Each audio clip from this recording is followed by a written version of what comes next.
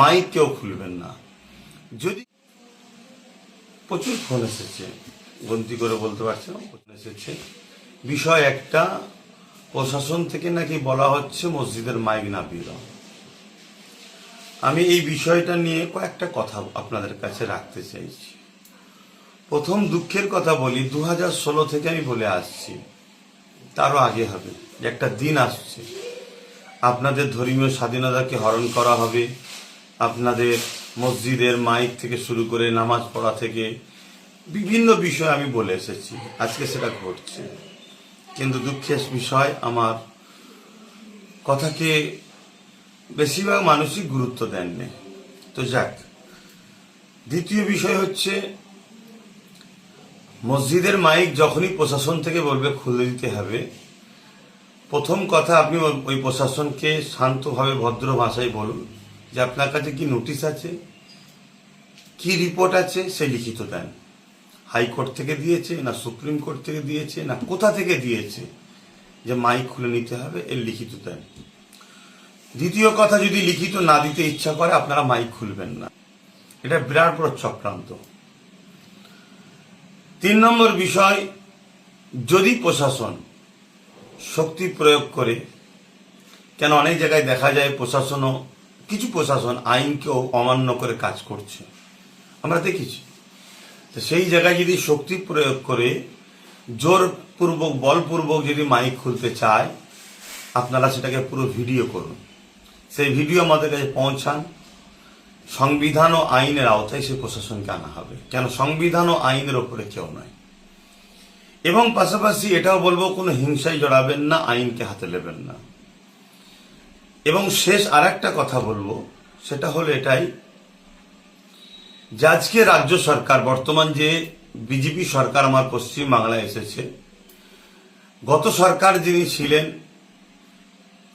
তেনাকে দেখে এই রাজ্য সরকারকে বলবো শিক্ষা নেওয়া উচিত। জুলুম কখনো টিকে থাকে না। জুলুম যদি করেন তাহলে 5টা বছর দেখতে দেখতে কেটে যাবে, দ্বিতীয়বার আপনাকে ঘুরে আর আসতে হবে বলে মনে হচ্ছে না।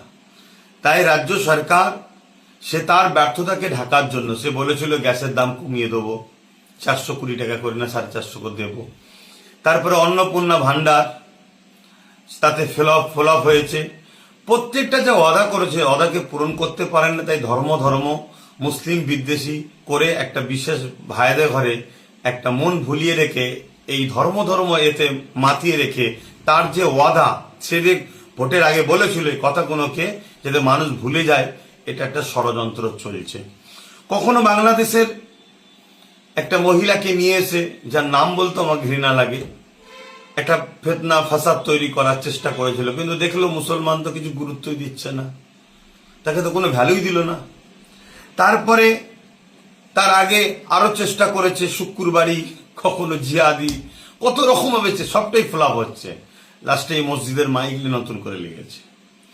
আমি এই জায়গায় একটাই কথা বলবো, আমার জাতিকে, আমার সমাজকে, সর্বধর্মের মানুষকে, যারা সংবিধান প্রেমী মানুষ, আসুন আমরা ভোটটা বা সরকারটা, রাজ্যটা, দেশটাকে এমন এক ব্যক্তিদের হাতে দিই যারা দেশকে, দেশবাসীকে দেশবাসী হিসাবে দেখবে, ধর্ম দেখে দেখবে না, ধর্ম যার যার হৃদয়ে।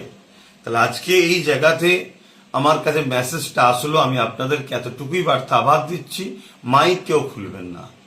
যদি কেউ প্রশাসন আসে, তাকে নোটিশ চান, কি লিখিত আছে, যদি না দেয় তাহলে তার কথাকে মানবেন না। এবং লিখিত যদি দেয় সেটাকেও আমাদের কাছে পাঠান। লিখিত দিলেই যে সঙ্গে সঙ্গে তার রিয়াকশন করতে হবে, খুলে দিতে হবে, এমনটা নয়।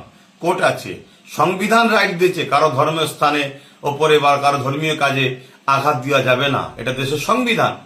অতএব লাউড স্পিকার বাজাতেও এবং তার সিস্টেম, দেশের সংবিধান যেটা দিয়েছে সেটাকে আমরা মান্যতা দিয়ে চলবো, তাতে কোনো অসুবিধে নাই।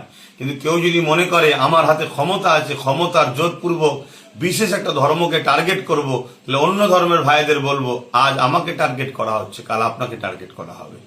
আসুন সম্মান শ্রদ্ধার সাথে বলি, দেশের সংবিধানকে বাঁচাই, দেশকে বাঁচাই। যারা দেশের সংবিধানকে মানে না, দেশের শান্তি চায় না, তাদেরকে উৎখাত করার চেষ্টা আমরা ঐক্যবদ্ধ হই। সুস্থ থাকেন, ভালো থাকেন, ভারতবর্ষ জিন্দাবাদ।